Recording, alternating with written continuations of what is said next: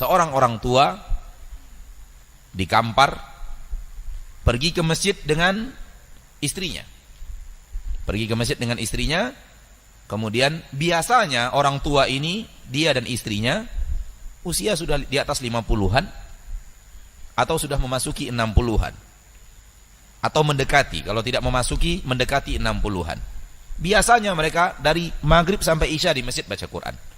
Sampai selesai sholat isya baru pulang lagi ke rumah suami istri. Hari itu pulang sholat maghrib, pergi sholat maghrib suami istri, kemudian dia berkata kepada istrinya, saya mau pulang dulu, saya sepertinya mau ada urusan di rumah, saya mau pulang dulu, kamu tetap saja di masjid, nanti insya Allah kalau selesai saya balik. Pulang suaminya ke rumah, istrinya tetap di masjid sebagaimana kebiasaan mereka, dan kebiasaan istrinya juga di masjid baca Quran sampai isya. Isya suaminya nggak datang. Suaminya tidak datang isya. Dan dia heran, loh suami saya kok nggak datang, biasanya datang. Namun berprasangka yang baik-baik saja, kemudian sholat isya. Setelah isya pulang, dia temukan suaminya di atas kursi, sudah wafat, di atas kursi sedang duduk, tangannya terkulai ke bawah. Di bawah itu ada Al-Quran.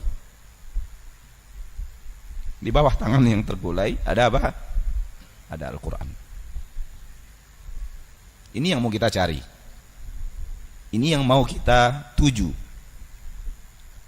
Akhir daripada hidup kita sedang melaksanakan ketaatan kepada Allah Subhanahu wa ta'ala.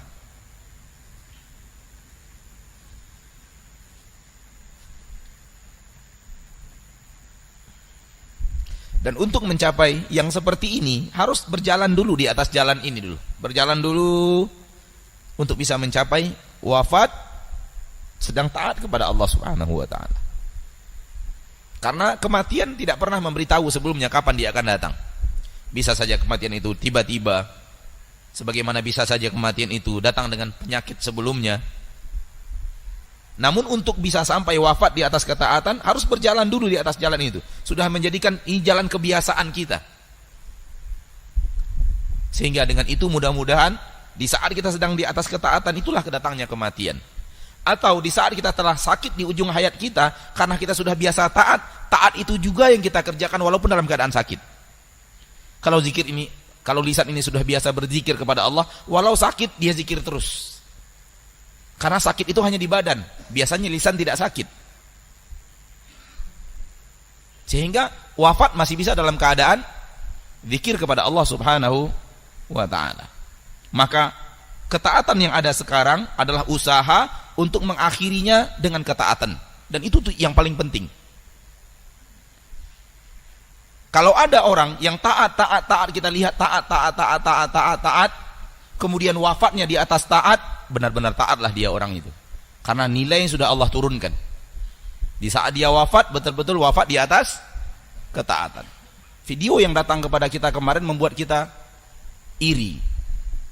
Yaitu seorang yang setelah mengimami sholat asar, selesai sholat asar, mengimami sholat asar, berbalik kepada jamaahnya lalu pegang-pegang kepala seolah-olah orang sedang merasakan sakit, tiba-tiba tumbang dan wafat.